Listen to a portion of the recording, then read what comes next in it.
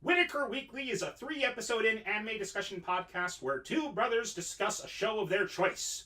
The show can be anything from a current season flop to a decades-old classic. What are they going to talk about next? Who knows? They sure don't.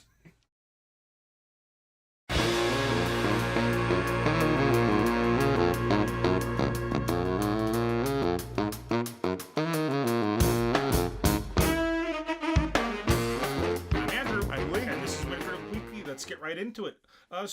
Funny enough, the bit of news we wanted to share with you this week, you found it, so you can go ahead and do it, but it's related to the show we're talking about this week. Yes, as it turns out, they have announced a release of the movie of the Saga of Tanya the Evil this coming February.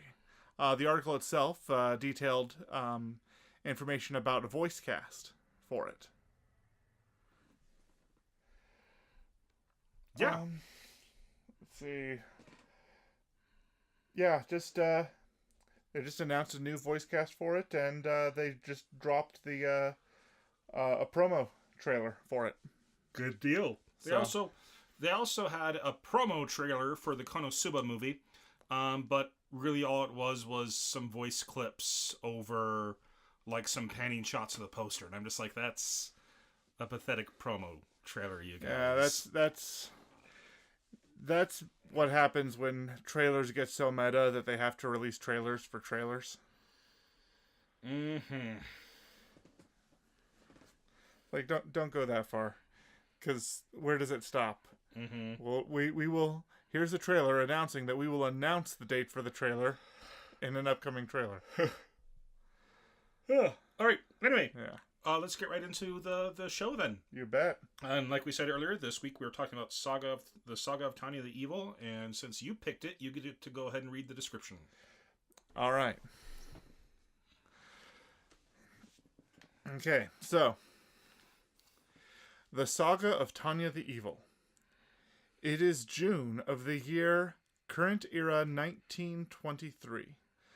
A young girl with blonde hair and blue eyes, Tanya Degerchoff, has entered the final curriculum of the Imperial Academy and is training a 3rd patrol line in the Northern Military District of the Northern Military District, the Norden Theater, as part of her service to the force.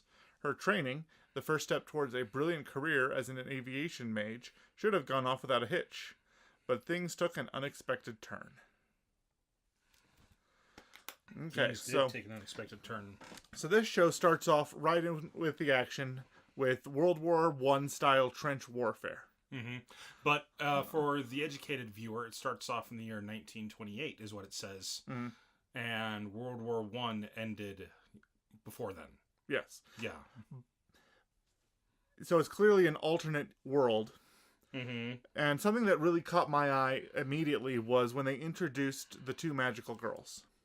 Mm-hmm. Tanya and her more innocent counterpart. Did you catch her name? Nope. Okay. I didn't keep track of the names this time. I just didn't have the chance to. So. Right. Well, her innocent friend is the first one to show up in terms of the magical girls. Like, everybody else is ground troops, running out of trenches, getting shot in the head. Pretty standard PG-13 fare in terms of violence. Mm-hmm. And the animation style, everybody's got, the grim, stoic face of a war period piece. Except for the girl who's got big blue eyes. Huge. Massively big eyes. I mean, even for anime standards, they just were huge. Mm-hmm. And so it really kind of threw me off guard, and I thought, maybe there's something about being magical that was... what was going on here. And then when we introduced to Tanya, her eyes are just as big.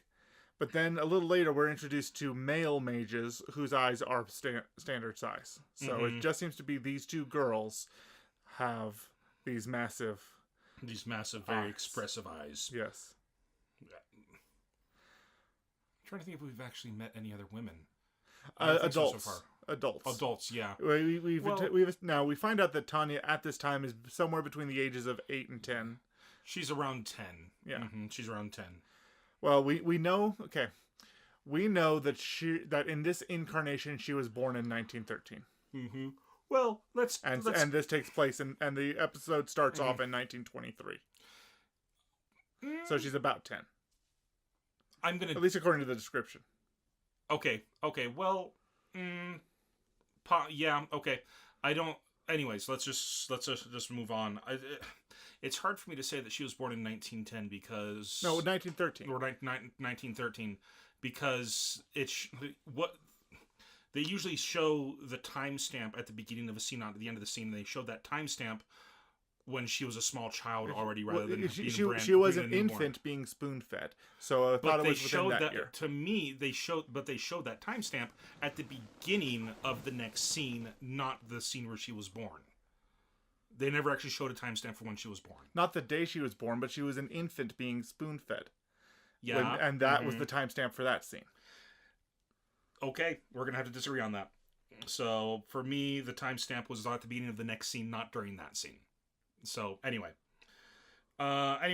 so we see that there's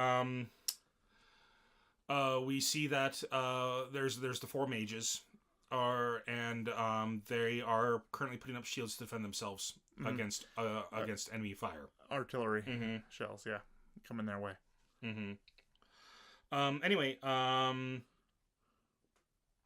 Shoot, we lost our train of thought. Well, no, so they're fighting in this battle, and Tanya's in charge. She's the commander of the unit, and the 2 adult male mages disobey her direct order to go and wipe out the artillery, which puts an obvious look of disgust and disdain on her face.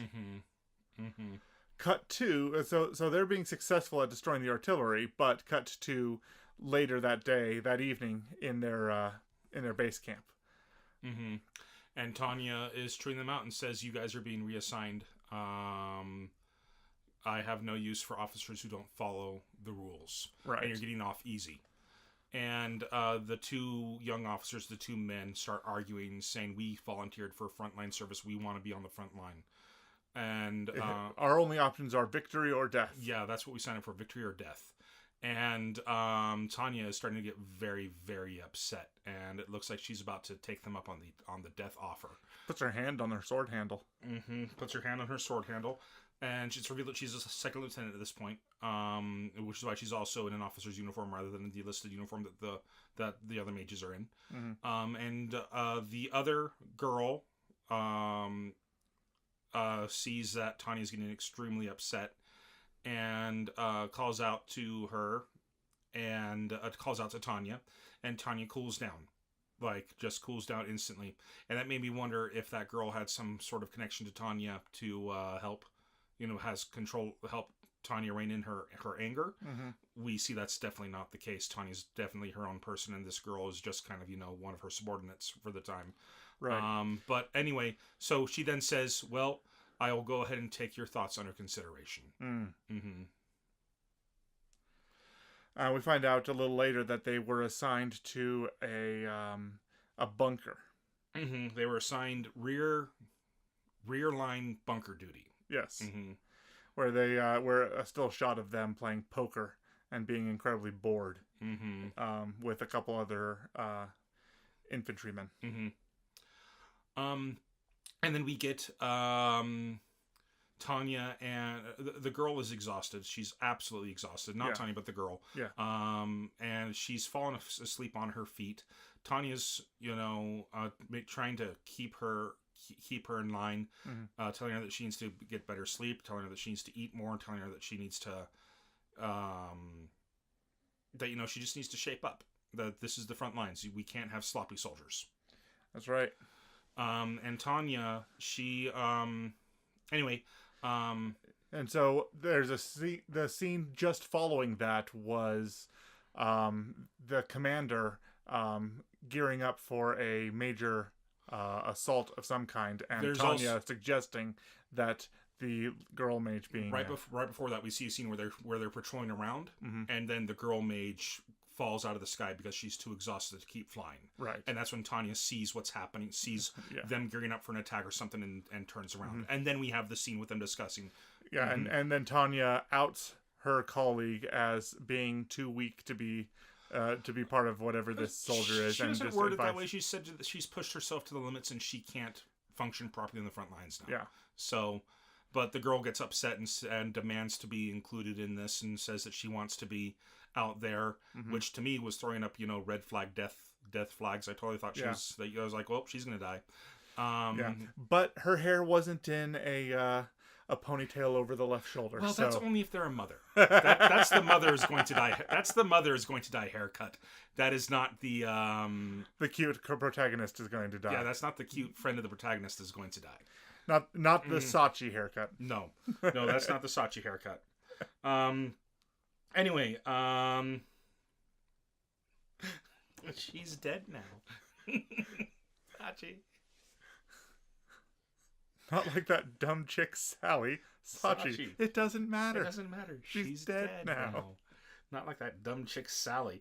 Sachi. It doesn't matter. She's dead now. Yes, we've said that 3 times now.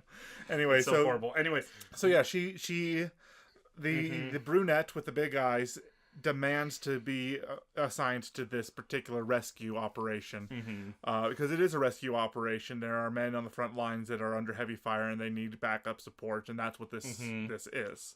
Now, and she demands to be part of it, and it was Tanya's objection that she can't have somebody on the team who would not only fail at their mission, but that she'd come back with fewer people than she left with.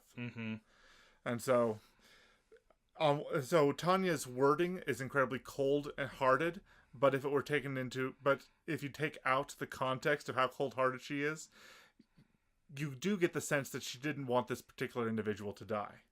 But you also find out that the reason she didn't want this particular individual to die is it would reflect badly on her command. So she's completely selfish. Oh yeah, 100%. Tanya's completely selfish. And you're learning that as the episode progresses. So they go out on this mission. Yes. It's her and there wasn't very many people with her. It was a small group of support mages. Support mages. And they were oh, that's right. Okay, so what's happening is that they need to go and they need to save these soldiers who are being pounded by enemy artillery. Yes. And the enemy mages are positioned in a way to where whenever one of the Empire's mages tries to fly up into the sky and to observe the battlefield, they get shot out of the sky immediately. Right. And now we should say at this point there's significant iconography that implies that Tanya and the Empire that she's part of is of German origin. And so this is an alternate reality version of Earth during the period of time between World War I and World War II. But they're being invaded on all sides from what appear to be forces from England, France, Russia, and Italy, and based on some aerial, based on some maps that they showed were going on with the military. They kind of explained that they had this. They had a front, like they were waging war on all fronts, pretty much on all sides of their country, and they had this unit that was supposed to be a super advanced, very mobile combat unit that could go from front to front, defeating the enemy. Yeah. Well, everybody else's job was just to hold the line. Yes. Well, that failed, and they are now seen. And now their lines are failing. And their lines are failing because of it. Anyway, so she and these other mages, it's their jobs to save these soldiers to get them out of there. But the other the Alliance mages, or whatever they called themselves, the Compact mages or whatever. They decided that they were tired of waiting and just picking off mages as they were flying up, and decided they wanted to go ahead and release their own explosive magic and just wipe them out inside the trenches. Yes. And so They fire, their guns start glowing purple, which is a kind of a real cool effect that they have while they're casting magic, they're focusing it into their guns. And they fire their bullets, and those bullets become explosives. Yeah, so magically, and they level they're able to turn what appear to be World War I hand rifles, single action, bolt action rifles, into the equivalent of artillery cannons. So, and yeah, they have this. They glow with a purplish hue or a gold hue, depending on what spell's being cast on them. It seems. But yeah, so the enemy forces, which are referred to as the Republicans, being whatever.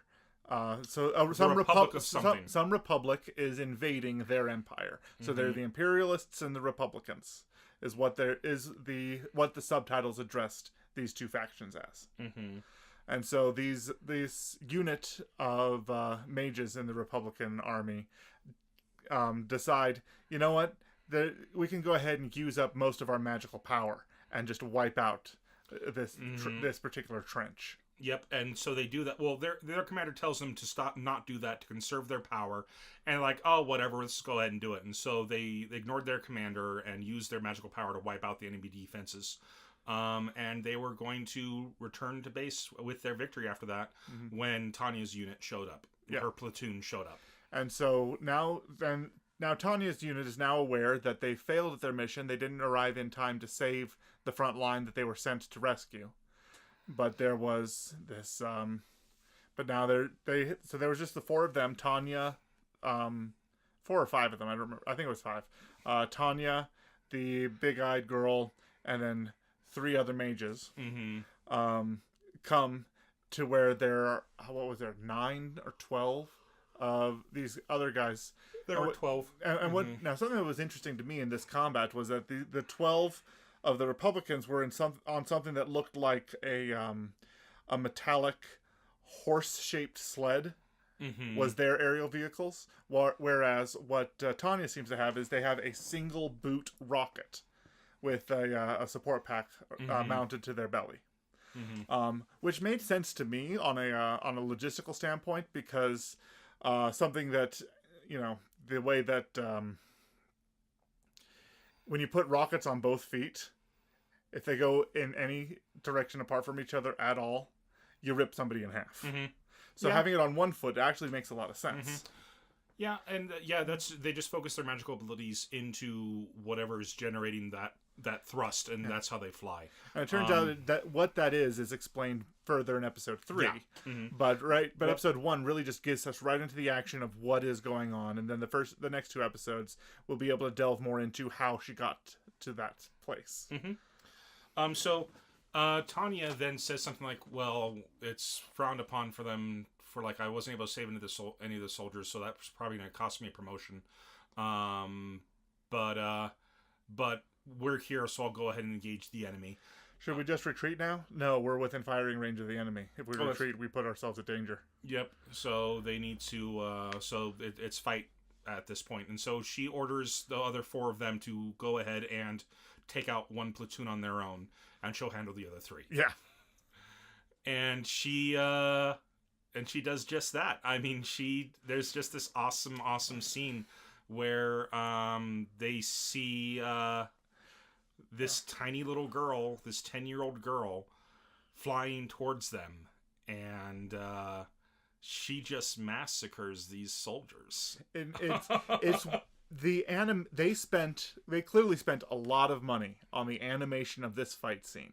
It is some of the best animated combat that I've seen. The aerial combat stylings of what was going on, the facial expressions, the motion, but they did such a good job of helping you keep track of where everybody was, even though everything was happening up in the sky, and it's very easy. The editing is a masterclass in this show, because they do wonderful with the editing on this show.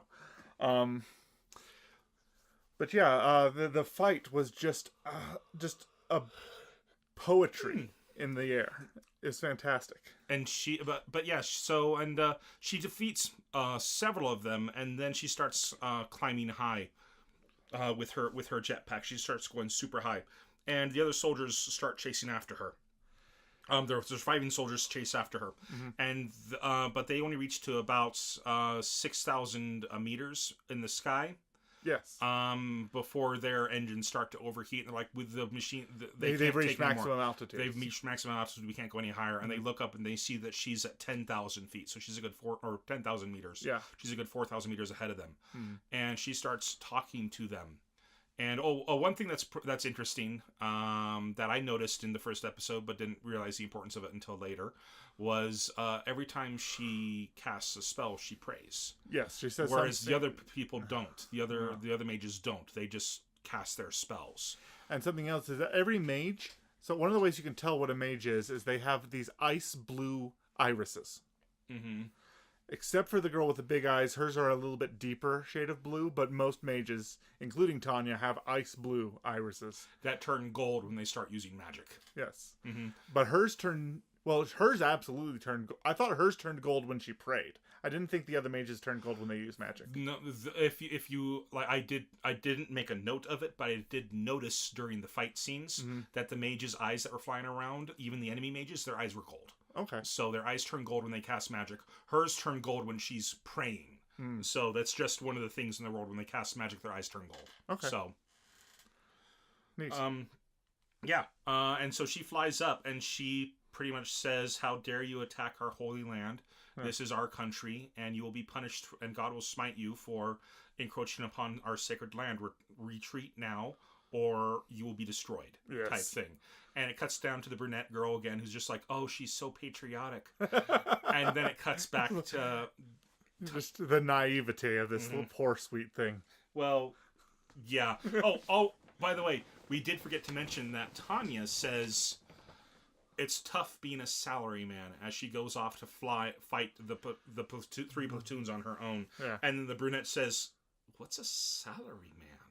And we find out why that happens in episode 2. So it's just a little bit of hint of who Tanya really is. But anyway, so Tanya... And that's something else that if I were more fluent in Japanese, I may have noticed more that Tanya is using modern day speak in a period piece.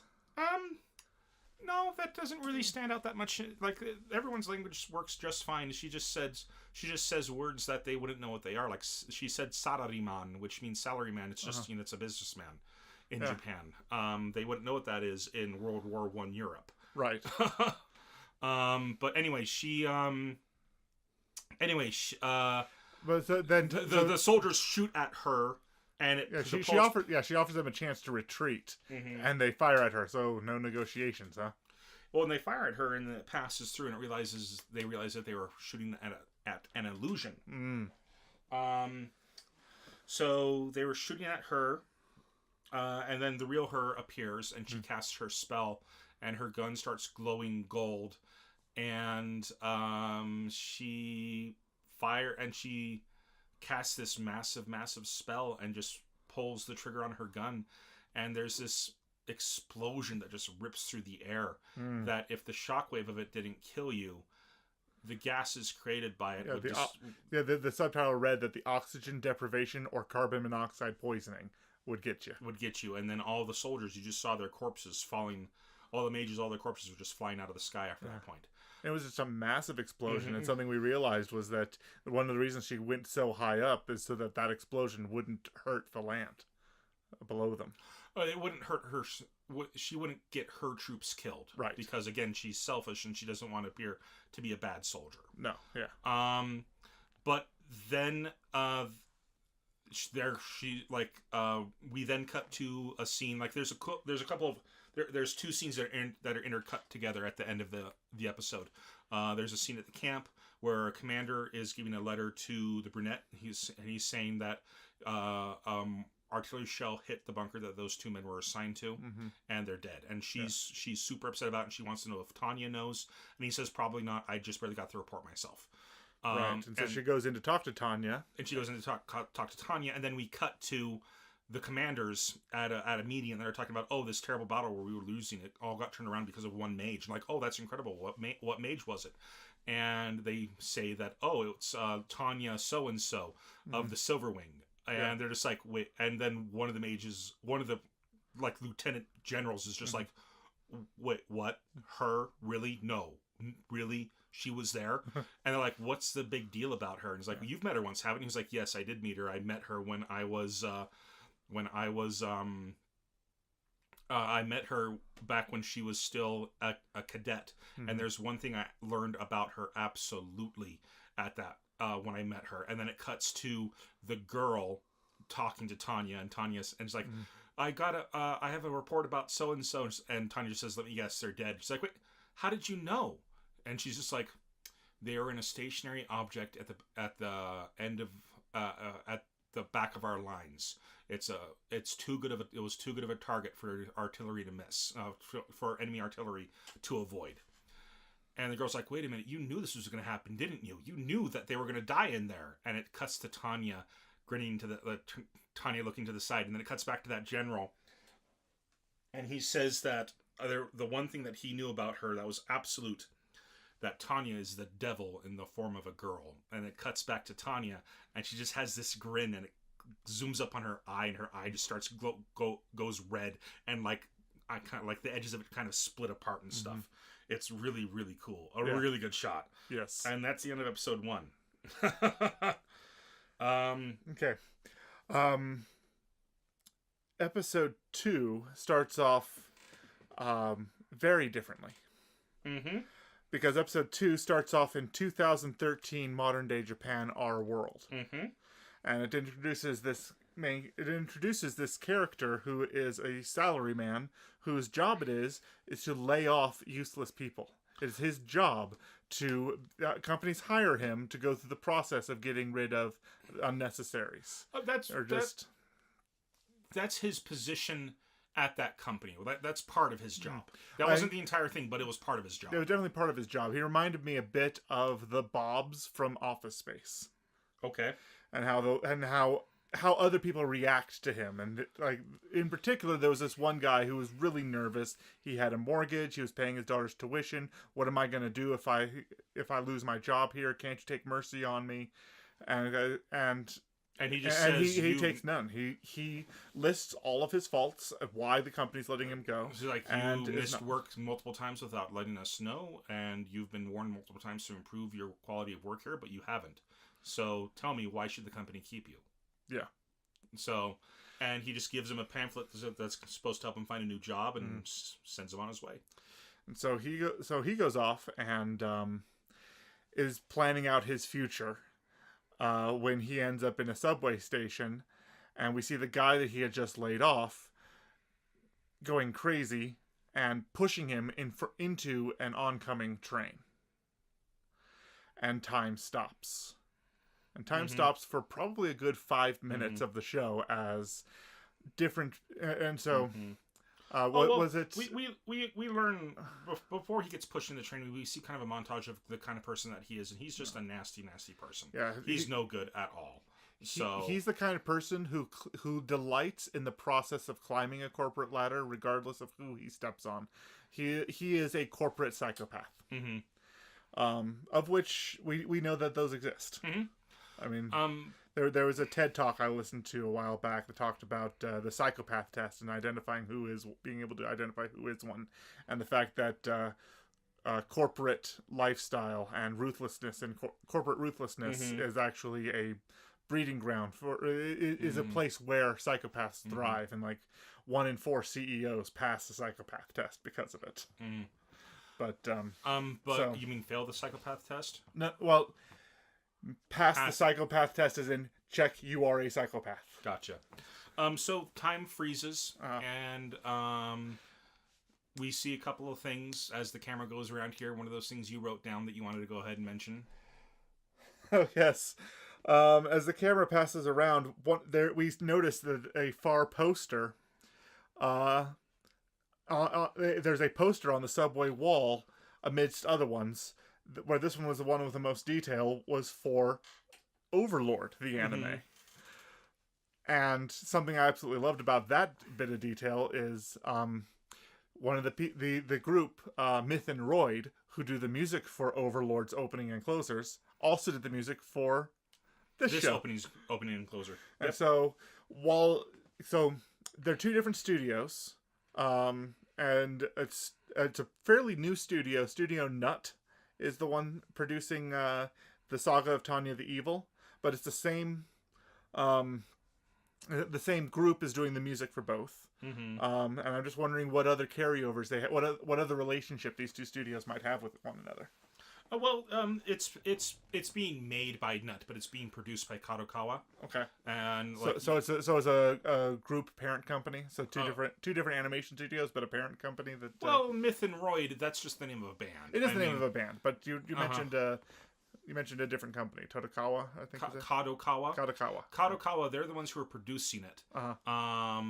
Kadokawa, like they're a huge group. They're into anime, manga, books, a whole bunch of stuff in Japan. So the same parent company might have both IPs that are working on. Possibly. Okay. Possibly. I haven't looked it up. But Myth and Roid is just a band. I mean, it's not like they are contracted to do work for just one studio. No. So, but the fact that the poster is the poster for a different anime is in this anime. Yes. Mm-hmm. Implies. I'm not the band just happens to be a tertiary detail. Okay, that is where I got caught up because it sounded like we were still talking about the band and not the poster. No. No. With definitely Overlord would be.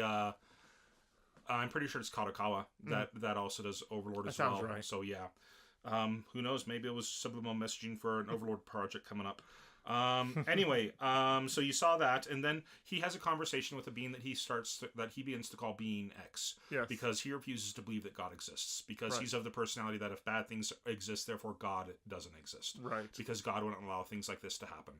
Juvenile thinking, but whatever.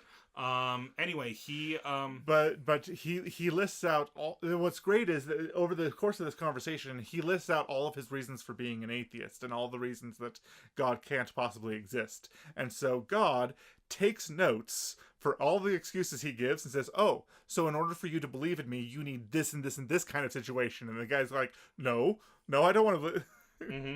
So in order to believe in me, you need to live like this. Well, and God is is like his consciousness is going to person, to a bird, to the conductor, to the train driver. It's just one of those scenes where everybody's frozen, but at once one of the bodies starts speaking, and then it immediately transfers to somebody else. Yeah. Right next after that. Real cool stuff. Which reminded me of another TV series. What was it? Joan of Arcadia was a U.S. TV series where this girl it was a procedural where this girl had to solve some people's problems, and she spoke to God, and God was a random stranger.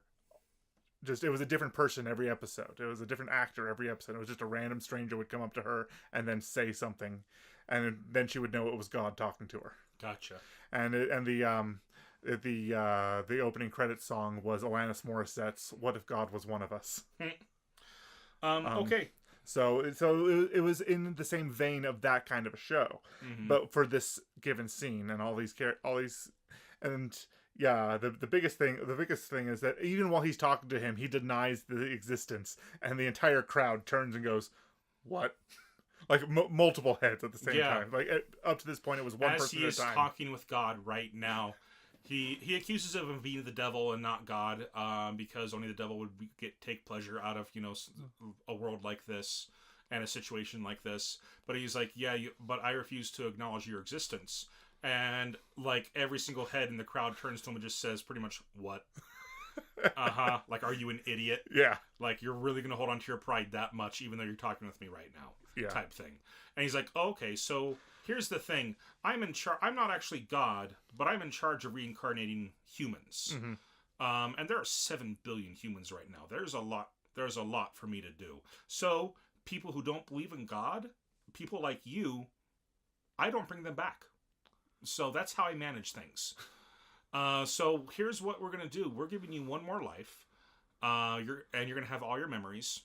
But be careful, because if you die, that's it. No more. Yeah. Like, no more reincarnation for you. And so he puts him in a situation where it's kind of a bet between this being that he calls Being X and the main character. Whether or not he's going to believe in God before the end of it all. Right. And he... Now, something we mentioned, something I wrote down here was how this situation was a mirror of what happened in that time I was reincarnated as a slime. Is when when that guy dies in the first episode of that show, events transpire where as he's dying, the complaints he has is being registered by some system admin and says, okay, you don't want to be able to bleed, you don't want to feel hot or cold, and so he gets picked in a slime body for all the reasons that he's complaining about while dying. And a very similar thing is happening in this scene, where everything he's complaining about becomes where he's getting reincarnated to, and the situation he's going to be in. So he's not going to be in a place where peace reigns and prosperity is everywhere. He's going to go to a place where there's war and pestilence and famine and poverty. And so they're sending him. Now, when I said earlier, the reason I noted that I thought he was being born in 1913 is he died in 2013. Okay. 2013 is when he died. And then cut to 1913 of this parallel universe where he's being spoon-fed, but he's now a little girl being called Tanya-chan. And so I thought that was the indication of... And no, they did show... They didn't show a birth per se, but they showed the opening of eyes and baby crying. Yes, they showed the opening of eyes, they showed baby crying, and then they showed her being fed, and then it cut outside of the orphanage where she's being raised, where Tanya's being raised, and that's when it gave us the timestamp. Then as soon as it gave us the timestamp, it went back into her being older. That's what was throwing me off with the entire thing. Because timestamps happen at the beginning of scenes, not at the end of scenes. At least if they're done properly. Sometimes. Most of the time. Absolutely most of the time. At least 99.9% of the time, yes. But sometimes they introduce you a scene and then they establish. Okay. Well, and I'm thinking of them doing that as well, but they don't. When they do that, they don't jump forward in time right afterwards. Which is exactly what they did just then.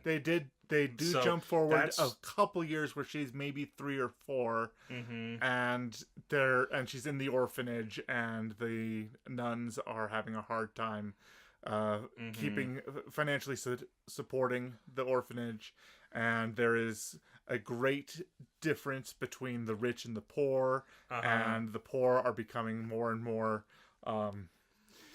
angry with their lot in life, and that anger is the societal precursor to war. Is when a people is that angry. Is the thing that he said. When people were marching in the streets saying "down with the enemies of the empire," and yeah, okay.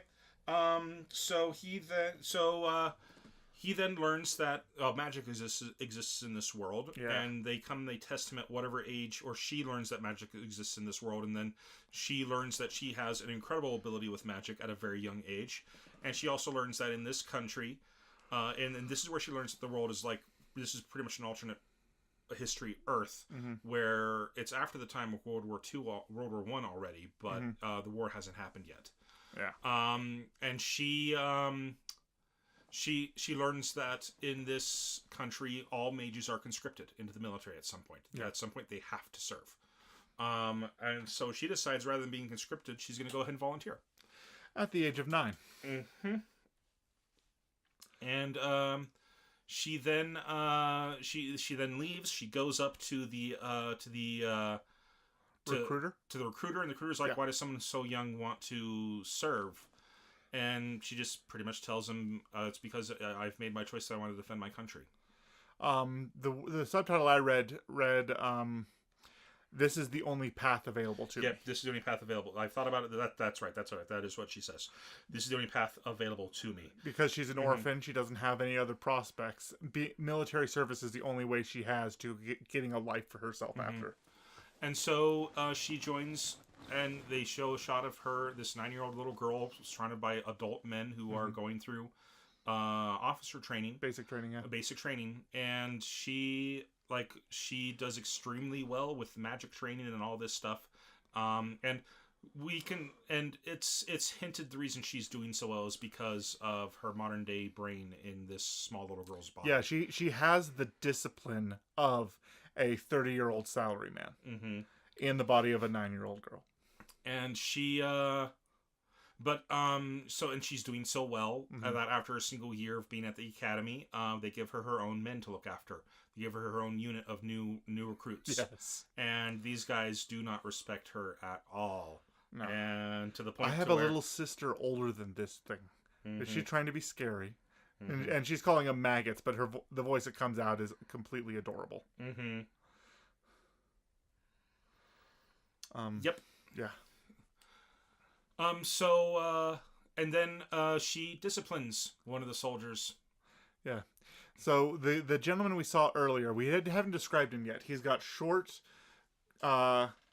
basic cut, bluish hair, and is wearing a very thin pair of glasses. And he looks like the stereotypical anime character of that trope, Ishida from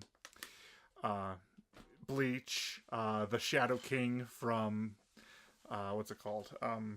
Ouran High School Host Club. All of these characters that are just tall, of a regal appearance with the glasses. That archetype is this guy. And he's the one who, at the end of the last episode, said the line, "She is the devil in the body of a little girl." He is in this courtyard addressing other soldiers when the wall behind him blows out 3 stories up, and he's shouting, "What is going on?" And we see that this guy who had intended to disrespect Tanya is now on the ground, and Tanya flies out of that hole, armed with a rifle, prepared to discipline her troop.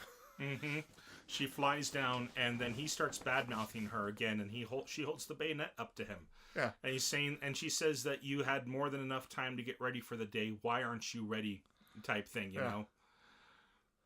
And she raises the bayonet up and is about to strike him down with it. "I will cut your head open and etch the rules on your brain if I have to." Yep.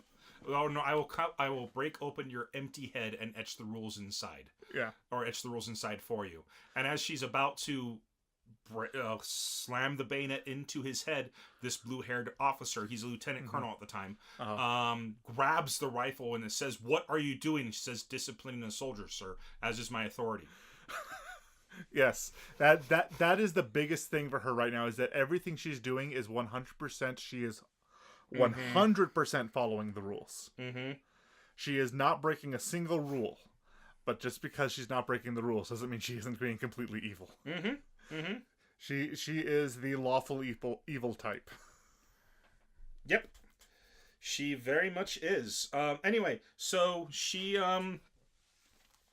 they then send her off to go get special training up north, and then for her final assignment before she graduates, she's supposed to do a scouting mission, a simple, peaceful scouting mission. Yep, just a scouting mission. And so she goes up and she starts reporting and stuff, and then she actually sees, excuse me, troop movements, and she reports back, and the woman says, "All right, Cadet Tanya, you are effective immediately. You are. This is no longer your training exercise. This is an official mission. Second Lieutenant Tanya." So, boom! Right then and there, she becomes a second lieutenant. Kind of like that. When Vader's killing Admiral Ozzel, and he's all talking to Captain Piet, says, "You are in command now, Admiral Piet." Just a promotion by name over the radio. But anyway, he and so she's up in the sky, and she starts relaying information to the artillery of where to fire on these troops. Yeah, she pulls out binoculars and she gives the distance, the range, where they are, and they do a test shot at her command, and they fire, and it hits them almost exactly. They're like 10 points, and she's like, "Great." Yeah, she gives them the margin of error and corrections. Margin of error of 10. And then as soon as she does that, the artillery just starts opening fire on this line of troops. Yeah, decimated, just annihilating these troops. It's devastating. And then a group of mages fly in and try to and try to they try to cover their soldiers' escape. And they're like, well, we can't take out the artillery. So no, but we can take out their observers. Yes. And they go and they see that there's just one observer, and she's this little girl. And this little girl is flying away from them. And Tanya's asking for permission to retreat, permission to get out of there. And they say, negative, you must remain on the battlefield. Reinforcements will be there in 600 seconds, which is 10 minutes. 10 minutes. And so Tanya freaks out. And in my mind, sometimes it's just not possible to get reinforcements there in time, but a 10-minute window where you are alone on the battlefield is a death sentence. So part of me wonders if, the fact that she was so violent to other crew people that maybe somebody had it in for her at that particular moment. It's never discussed in the first 3 episodes, but I had a feeling that 10-minute window seemed like a death sentence. Could be, but it turned out to be a death sentence for 6 of the enemy. Yes. And out of the 10 soldiers that were after her, she kills 6 of them.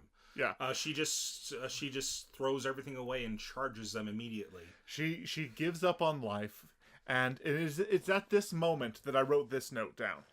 Her eyes get a certain level of crazy in her. She drops her radio and any unnecessary equipment on her and gets her gun ready, and her eyes go absolutely crazy, and it reminded me of some scenes from Code Geass, where Jeremiah, called Orange by Lelouch,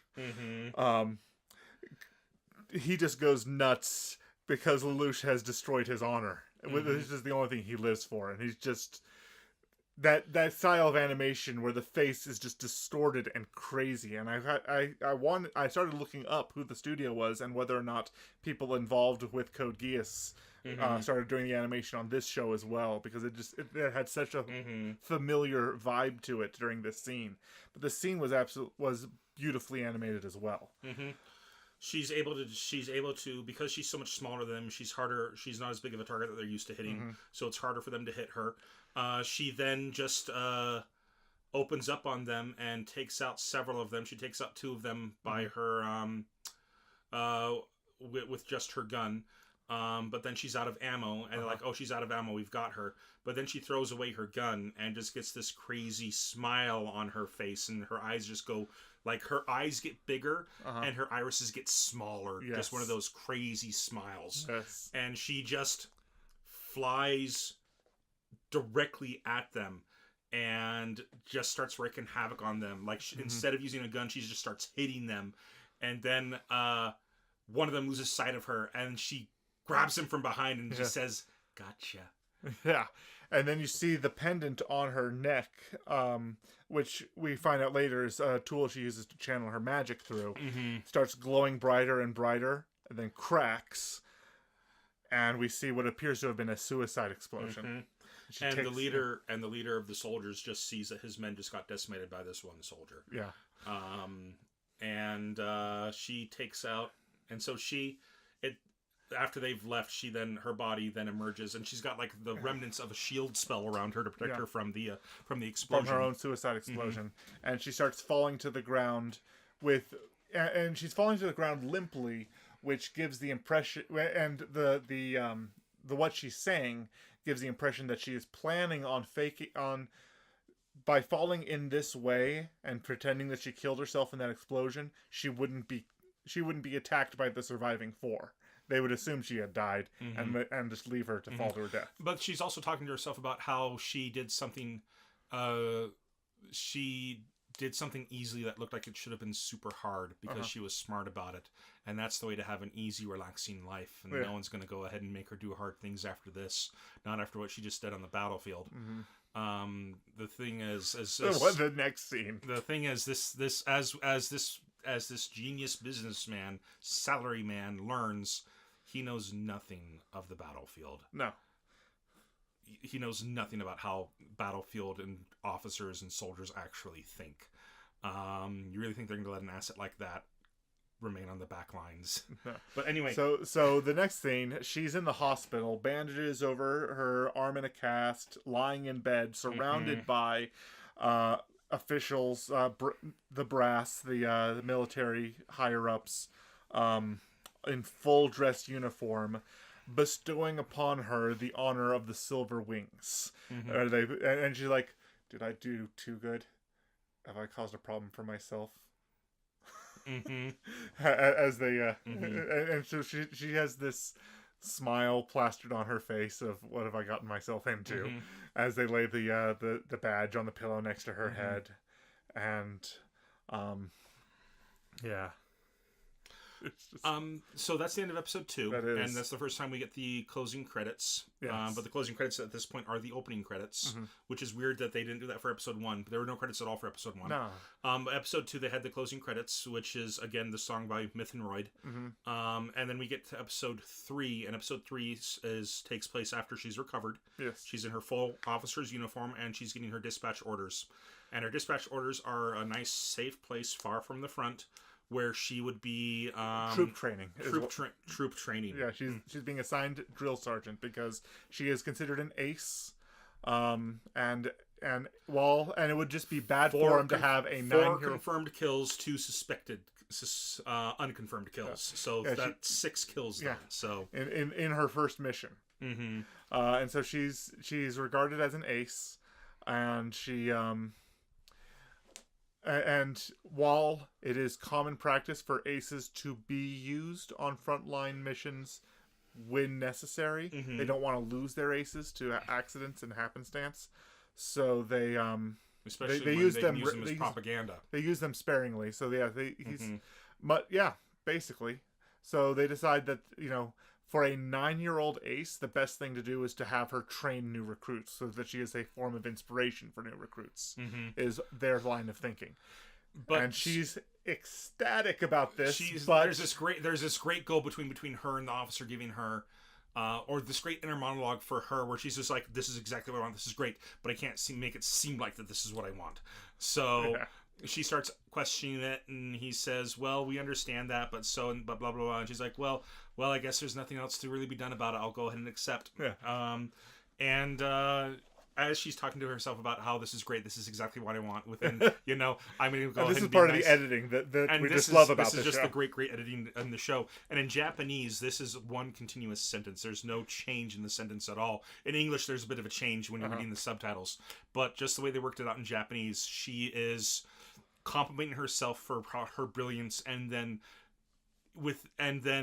in the way the word ends is uso, which those of you who know Japanese know that uso is like saying no way, or you're a liar, like that's not true, like, oh, you're a liar, type thing, like uso, something like that. And so the sentence ends like that, but she says "uso" differently, meaning that it's so it's a standalone phrase. It means you're lying, but it was the end of a word that you were expecting. It was the end of a word you were expecting. It was the expected ending of the word, but the way she said it, it's definitely the standalone meaning of it. And she's saying, and she is then flying around experimental magical devices and exploding. That are exploding on her. Yes, they're blowing her up in the sky. Mm-hmm. Honestly, it couldn't happen to a nicer person. So yes, episode 3 starts with her being involved with this doctor who is she's like, I realize that the military is meritocratic, but how did this quack get this high up? Mm-hmm. Mm-hmm. As this doctor keeps putting her, he keeps blaming her for the failure of the equipment, and she keeps saying that it's faulty equipment, which upsets him because his designs are perfect, and in theory it works. Why can't you do it? It worked perfectly theoretically. Why are you breaking my stuff? Your stuff's crap. Make something that works. Is the constant conversation between these two. And it's very, very, it's implied with the way that they're talking to each other, where a lot of their stuff is in like, again, like you did this again type thing. So it's very heavily implied that this is not the first time they've had this conversation.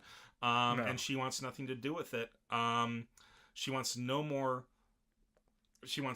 to do with that quack and his experiments. Mm-hmm. In this episode though, she's had so much crap with him. We see this happen a couple of times. Where she gets blown up in the sky because of this guy has created a quad core necklace instead of just the single core or whatever it is. We don't know what's inside of it, but Yes, and instead of it being a square red necklace, it's a circular red one. Yes, which reminded me a lot of the gem, the emblem that Mrs. Brisby has in The Secret of Nim. It was a red gem in a circle of gold. Yeah. But this one is exactly like that, except the gem appears to be going through on both sides, and there's a German cross just above it as well. So it's very similar in color and style, but there's just a couple of differences that make it a bit more unique. But right before Tanya's had enough, and right before she actually writes a letter advising that these experimentations end because it's not, they've wasted way too much money on it. But she says to him, and he's like, well, why can't you just do it right? And she just says to him, anything can go wrong will. It's a famous law where I'm from. Who said such a stupid thing? Who said such a stupid thing? And that's a... Murphy's Law was very, very famous in my family growing up. There's this great book about Murphy's Law. But yeah, it's Murphy's Law is anything that can go wrong will. We had a book of Murphy's Law, and it was a tab pull book where they had specialty pages, and you pulled a tab and something on the page moved. One of my favorites was, if you switch from one line to another, the line you were just in will start moving faster. And so you pull this tab, and a guy jumps from one line to the other, and the other line starts moving faster. Or if your arriving flight is late, your departing flight will be early. Yes. Yep. So we get a little bit of a Murphy's Law from there, but yeah, she writes to some higher ups and advises that they cancel the experiments. Well, she puts in a request for transfer. Oh, that's right. I thought. And what happens is, instead of a request for transfer, they just stop the experiments. Oh, yeah, that's right. That's right. Because the guy, and just something that happens is that the guy who's looking at the request for transfer notice looks at what's going on and says, I have a daughter her age. Approved. And it's and I could tell immediately that he was stamping the word approved on it, because it's English-ish letters. Yeah, it's English-ish letters. It's English enough for you to recognize it at a glance. Yeah. But don't stare too long at it. No. But anyway, like the V is actually a three-pointed V, where the two sides are really long, but there's also a narrow center, and it's not English, but it's English. It's English-ish. Yeah. But anyway, Tanya then gets super happy that the experiments have been brought to a halt. That it's just way too, it's costed them way too much money to get it to work. And then she goes to bed. But as she goes to bed, she notices that time has stopped once again. She was literally just thinking, the easy life. I actually kind of feel sorry for that being X and not getting his way. But I'm now finally living the easy life. And then time stops. So she tempted fate with that thought. Yep, and she starts talking to him and stuff like that. And he has possessed the Nutcracker in her room. Yes. And he tells her that, and she's like, I still don't accept that you're God. Yeah. He said, oh, well, I guess it's time for me to perform a miracle then, isn't it? Mm-hmm. He's like, oh, what are you going to do? Are you going to part the Red Sea? Are you going to turn water into wine type thing? And and then he just waves away the existence of miracles as overhyped misunderstandings. Mm-hmm. Overhyped misunderstandings. And I forget exactly what Being X does, but he says something to set Tanya off. And she grabs and smashes, or just smacks, the Nutcracker onto the ground completely. Oh, which, by the way, we noticed this in the opening credit sequences. There's a scene of a Nutcracker behind glass, and there appears to be a gun trying to shoot the Nutcracker, and it shatters the glass, but the Nutcracker is unscathed. Mm-hmm. It's that Nutcracker in the opening credits, so we're just like, oh, so no wonder Tanya's trying to shoot the Nutcracker. No wonder Tanya's trying to shoot it. And so, she smacks the Nutcracker off of her desk, and it lands on the ground and shatters into a bunch of pieces where the top teeth up is still intact, and it's looking right at her and keeps talking to her. And he says that he's going to go ahead and perform a miracle for her. And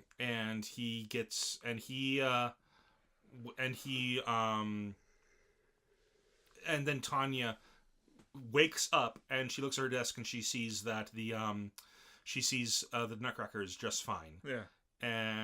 But she walks over and she sees a piece of paper beneath the Nutcracker, and on the piece of paper it says the title of the episode, which is Deus Lo Vox.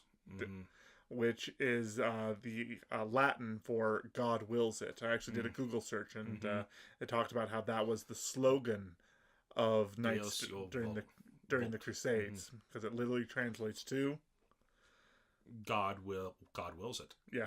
It was the Crusaders' battle cry. But anyway, it's the next day, and apparently they're doing one more flight test, one more experiment. And Tanya is completely against it, but it's the last day, so she's going to go ahead and do it. And as she's in the air, the scientist starts talking and says, "Don't worry, I had a vision from God last night." Aren't you an atheist? I had a vision from God last night. Everything's going to work out just fine. He inspired me on what I needed to do. And Tanya's like, "Wait, what? God? Wait, I thought you were a stout atheist." He says, "Yes, but now I'm a complete believer." A devout believer. Now I'm a devout believer. And Tanya starts getting pissed and stuff. And she... And the equipment on her is starting to malfunction. And he says, "Pray to God, He will help you." But she starts pulling the cross on the gem to try to get the safety to kick in to where a field or something will go over her so she can go ahead and be protected from the explosion. But nothing's working. Nothing at all is working. And then the guy says, "Pray to God, He will protect you." Yeah, and God told me to disable the safety. Pray to Him. Pray to Him. And then Tanya gets so pissed. She's just like, "I can't believe you did this. I can't believe you went this far." And time freezes again. And he says, "I have just put a curse on you. From now on, in order to use your magic, you must pray to me. And spread the word of me to those." Yep. Like, he's turned her into an unwitting prophet for him. Mm-hmm. You must spread the word of me. Yeah. Like type thing. And he appears as a giant version of the Nutcracker in the sky. Front of her, which is just terrifying. Which actually reminded me a little bit of Drosselmeyer from Princess Tutu. Because he's just as scary and omnipresent. Suddenly Fakir. But anyway, he... Thank you, Mary. Thank you, Mary, our good friend. Anyway, the time returns to normal, and she prays. Yes. And she prays. Just a simple prayer. And then after she prays, the magic works. Yes. And the machine works just fine. Her red pendant glows gold, her eyes glow gold, and the machine works perfectly. But for her only, as it turns out. Yeah, only for her. It's because she's the only one powerful enough to use it. Yes. As they explain in the show. She's the only one who has the magical capabilities to use this device. Through divine intervention. And that's the same circle that she was wearing in the first episode, yes. rather than the squares like the other mages were wearing. Yeah, so we're establishing why she prays, where she got some of her abilities from, how she is as powerful as she is. Did we mention that she prays in episode 1 in order to cast her spells? I'm pretty sure we did. Yes, we do. Just wanted to make sure. That she made a big prayer just before annihilating the 3 units. And then she gets called, and then after that experiment and the success of the experiment, we see it cuts back to the now, and she's just received orders to go to the capital. And she gives orders to... she apparently has pulled some strings, and she has now put the brunette in the officers... Yeah, the big-eyed brunette. The big-eyed brunette. She's put her in the officers' training program, and the brunette is suspicious. Yes. And she says to her, "This isn't going to end with artillery firing on me, is it?" And she just shrugs it off in disgust. Like, how dare you ask me that question? But anyway, Tanya then gets on the train. But there's a bit of a flashback. There's a scene between her and the commanding officer. There's a scene between her and the brunette again. And I just wrote down the brunettes for one of my things about the show was the brunette's going away present, where she gives her this lovely, lovely dress and says, "This would look so good on you." And Tanya's just like, you realize that you're a fully grown woman and I'm a child. Yeah, right? what the way it's shot is it demonstrates that it just reminds us that the brunette has breasts and hips, and Tanya's still 10. It's like, this will never fit me. You're a growing girl; it'll fit you eventually. It'll fit you eventually, but yeah, Tanya is just like, you realize that you're a fully grown woman and I'm still a child, right? You know, something like that. You're a growing girl; it'll fit you eventually. But yeah, it's just an adorable scene from a pure-hearted girl. But Tanya's been ordered to come to the capital, and again, she thinks it's the start of her easy life, the life of a soldier living in the capital. Yes. But we then see at the end of that episode, one of the generals, a man in gray hair, who we've seen throughout the first couple episodes. Yes. He has pulled out a file, and that file is titled. Well, he's got. They're trying to set up a special unit. They were talking about some that one of the other generals. They're going to reform the unit that defends their borders. They're still going with their plan of entrenching in along the borders to hold off the enemy, and the super mobile unit they're trying to reform. That is what they're planning on doing, and they've got this file of candidates for the super mobile unit, and one of those files on the back has Deus Lo Volt written on it. God wills it. And he pulls it out, and it's Tanya's sheet. So it's as though God himself put her name into this particular unit because she thought she was getting an easy life. And God's like, nope. And that's where episode 3 ends. And then we finally see the closing credits for the first time, which is I think, is it the same song? It's a different song for the closing credits. At least I think it is. It's still Myth and Royd, and it's one of their classic style, and it's great. The montage of just different crazy shots of her, and some of them, I swear, some of them are images direct from manga covers or graphic novel covers. They could because I think I've seen them. I think I've seen those covers, and they looked familiar. Okay. Anyway. That's it for Saga of Tanya the Evil. I would like to watch more. It's very engaging. It's got my interest. It's a great pacing in the first 3 episodes. There's not a moment of dullness. And I know exactly who I'm going to recommend this to. Our friend Lee.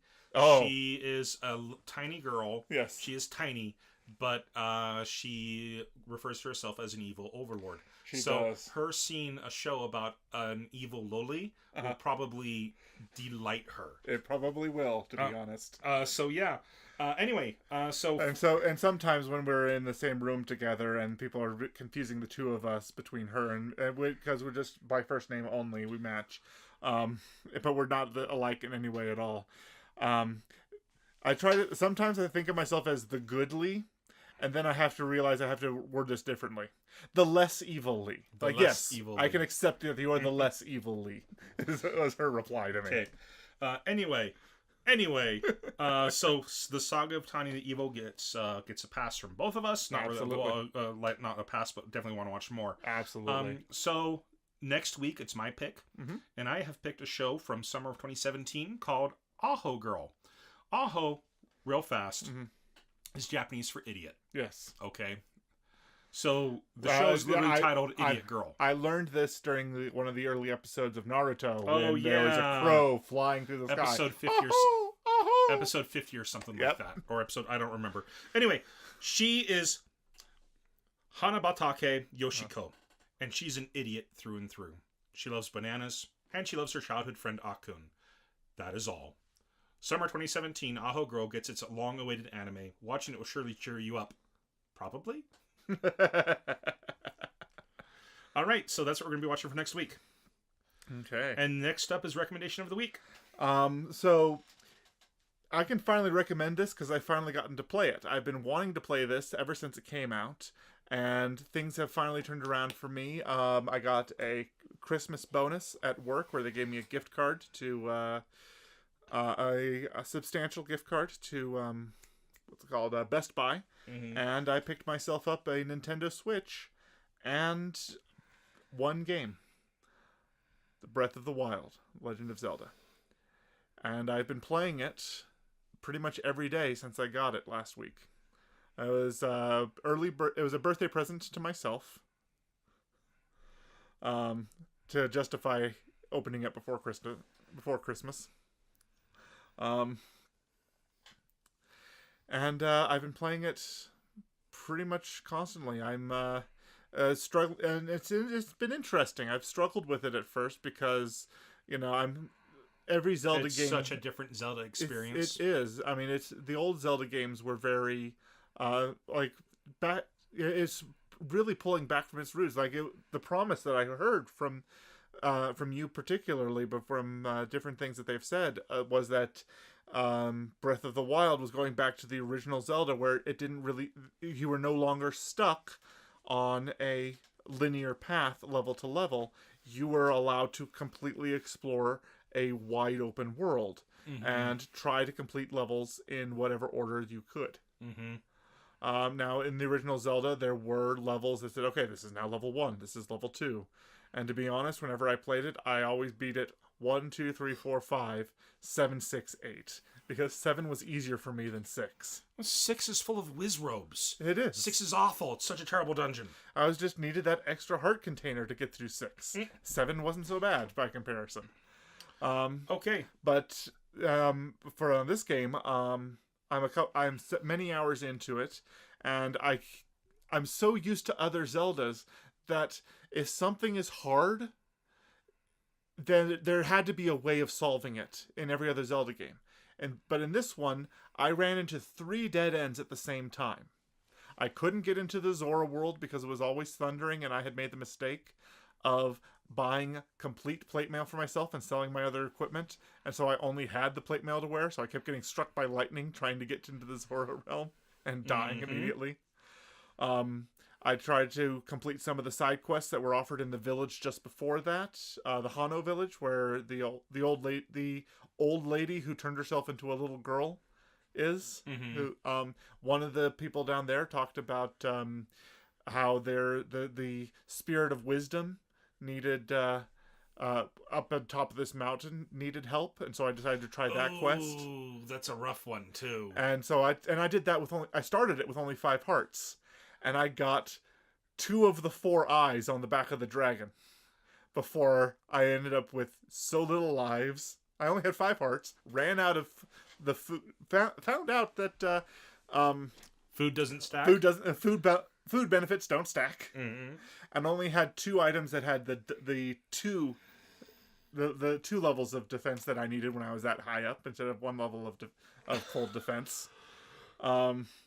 So I kept eating all my apples, trying to stay alive long enough. And it got to the point where I only had 2 arrows left. And I thought, maybe I can do this. No. No, I can't do this. And so ultimately, I ended up... How did you get past the Lionel? I went around? I went around the Lionel. I did not even try to get to that Lionel. I climbed the mountain around him and then went up. That's what I did. The Lionel's still out there. He's still alive, and never. I approached when I finally got the champion armor and could see hit points on creatures, and I took one look at that Lionel, and it had a number in like the 2600 hit point range. I'm like, going around, climbing a sheer cliff and going around. Just wait until you fight the silver Lionel. Well, the weapons I'm getting right now, like the most powerful weapon I've gotten, is a number of 36. Yeah. I'm nowhere. I'm nowhere near the level I need to be to beat some of these things. But no, I was able to finish the Zora quest, and take care of that dragon today. Good deal. So. So now I'm kind of wrapping up the little areas that I've opened up, and I'm looking forward to expanding into the world. And in fact, I just tamed my first horse too. Nice. Which you saw me do earlier. Well, I saw you riding the horse. I didn't see you tame it. Well, you had walked in right after I got the saddle. Gotcha. Okay, so that's it for recommendation of the week. It's time for creator shout out. It's my turn. Go for it. And I'm going to go ahead and shout out. This isn't really a creator, but it's somebody who I follow on Twitter and think that he does some good work. This is Wario64. Wario64 on Twitter. All that he does is he posts deals for video games and things like that. It's just a super simple thing. At Wario64 on Twitter. And if you're interested in getting good deals on video games, follow him, and he'll just send out info on deals and stuff. Fantastic. So, yeah. All right. Well, thanks so much for listening in this week. If you listened to it on YouTube, please feel free to like this episode and subscribe to our channel. If you like what we do and want to support us, please spread the word of our podcast or even support us on Patreon. Where can they find us on social media? On our site, WhitakerWeekly.com, we currently have links to our Facebook page, Twitter account, Patreon page, and YouTube channel. We encourage our listeners to follow us on the social media platform of their preference, and if there's one we're not on yet, please reach out to us on one of the ones we've mentioned, and we'll broaden our scope to include you. All right, well, I want to go ahead and give a shout-out to Ben Coombs for providing the artwork for our podcast. And another shout-out to Brasmataz for their song Dreikolk, which we use for our opening and closing credits. All right, well, that's it for another episode. I've been Andrew. I've been Lee. And this has been Whitaker Weekly. You guys have a great week.